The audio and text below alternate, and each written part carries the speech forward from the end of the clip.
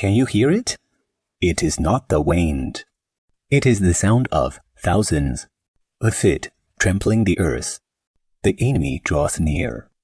They are climbing this mountain. My warhorse is wounded.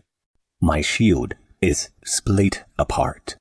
My grip on the shield has long since numbed my arms. Fewer and fewer soldiers stand beside me. Yet we cannot retreat. For behind me lies the future of all England. My name is Edwin. It is the 14th of October, 1066.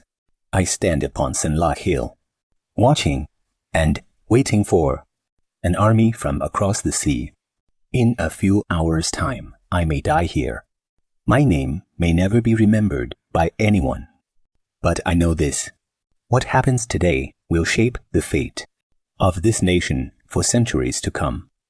I am no king, no noble, no hero written into the pages of history. I am merely one of thousands of Anglo-Saxon warriors. I once lived an ordinary life. I had my own land, friends with whom I shared wine and laughter, and a family waiting for my return home. But war never asks for your wishes. History never waits for you to be ready. Sometimes the fate of an ordinary person is suddenly swept into the eye of a storm. And England in 1066 stood right in the heart of that storm. Just months earlier, England was a stable kingdom, ruled by King Edwin. But when he passed away, a crisis emerged. No clear heir remained to claim the English crown. 3 powerful men each believed they held the right to be king. The first was Harold Godwinson, one of the most powerful nobles in England. He knew this land well, commanded the support of countless lords, and led a host of loyal soldiers. In the eyes of most, he was the most legitimate choice, and so he ascended the throne, becoming England's new king. Yet, across the English Channel, William, Duke of Normandy, refused to accept this outcome. William claimed the crown, belonged it rightfully to him. He accused Harold of breaking his oaths and seizing the throne that was never his. And so, William prepared for war. He built fleets of ships, gathered his knights, trained his troops, and stockpiled weapons. All of Normandy stirred in preparation for cross-sea invasion. Many believe war begins the moment the first arrow is loosed at. But the truth is, true war takes root long before opposing armies ever meet. The moment William's fleet stood ready to sail, England fell into mortal danger. Yet, none of us foresaw that crisis would strike from 2 fronts at once. Before the Normans could land, Harald Hardrada, King of Norway, invaded northern England with his army. King Harold was forced to march north at once. A brutal battle raged in the north, and in the end, Harold claimed victory. It was a glorious triumph, yet one that drained our strength completely. Countless soldiers were wounded, all of us exhausted to the bone. Our bodies had no time to recover before a new enemy reached our shores. The Normans had landed. When the news spread, there was no cheer, no celebration, for every one of us understood the true war had only just begun. Harold could not afford to wait. He rallied his troops once. More on, led us racing south. We marched across England's roads, through forests and villages, pressing onward without rest. Some asked, why do we not wait for reinforcements? Why give the men no time to recover? The answer is simple. War grants no second chances to the defeated. If we let the Normans establish a foothold on English soil, they would gather more soldiers, more resources, as soon then as an unstoppable force. We had no choice but to fight now. Days later, we reached the battlefield, a sloping hill whose name would be etched into history forever, Hastings. We stood atop the hill, Below us lay the Norman army. The first sight of them weighed heavy on my soul.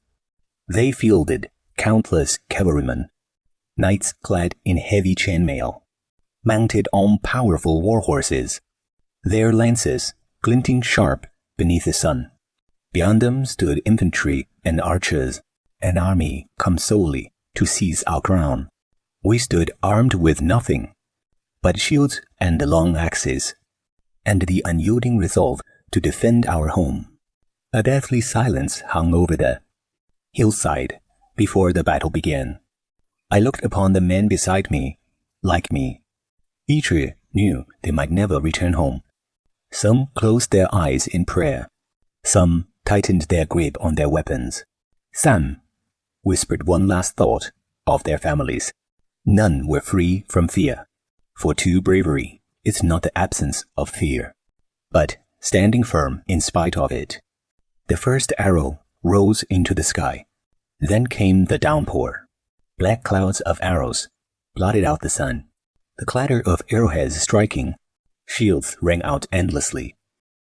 We formed our shield wall. Shoulder pressed to shoulder.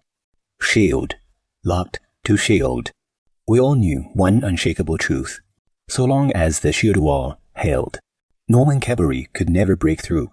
Then they came. Norman infantry charged our lines, slamming into our defense with brutal force. In that moment, the word narrowed to nothing but sound. The clash of steel on steel, the crack of splintering shields, the groans of falling men. I swung my weapon blindly. I knew not who I struck, nor how much longer I could endure. I knew only one thing: I would not retreat, for behind me stood all of England. We held fast against the first assault. We stood firm through the second. Time dragged on, and the Normans grew weary. A spark of hope bloomed in our hearts. Perhaps we would prevail this day. Perhaps the Duke, from across the sea, would meet defeat. But war's deadliest hour never comes in despair. It comes when you first believe victory is yours. As afternoon fell, the Norman army began to fall back. Seeing this, many of our soldiers believed. The enemy fled in terror. They broke formation and charged in pursuit. They were wrong. This was not retreat, it was a trap. This was the moment the Normans had waited for. With our shield wall broken, the Norman cavalry wheeled round at full speed, the center of whose rode anew. Now unprotected, our pursuing soldiers became easy prey. Many fell in the carnage, and for the first time, a crack split our hillside defense. In that moment, I learnt a bitter truth. War is not won by courage alone, but by which side can force the other to fail. The battle raged on as the sun sank low. Both sides were worn to exhaustion. Our shields were shattered. Our blades splintered. Yet the Normans pressed on without pause, for they could taste impending victory. Then a shout swept across the battlefield, freezing every soul. King Harold had fallen. In that instant, the English army fell dead silent. In that age, a king was more than a ruler. He was the very embodiment of hope. As long as Harold stood, we believed we could fight on. Now that hope began to fade away. The final phase of the battle began. Norman archers changed their tactic. They no longer aimed straight at our shields. They loosed their arrows high overhead, arcing over our walls to strike deep within our ranks. More and more men fell. More and more began to flee. I looked around me. The comrades who had stood beside me at dawn were gone one by one. At last I understood. We could not change the outcome of this day. Night fell. The battle was over. King Harold was dead. The English army was defeated. William, Duke of Normandy, had won the day. Months later, he was crowned King of England. Yet, the Battle of Hastings changed far more than a crown. It reshaped the very soul of England. Norman nobles replaced the old Anglo-Saxon lords. New castles rose across the land. Norman French became the language of court and power. Even the English language we speak today bears the scars of this conquest.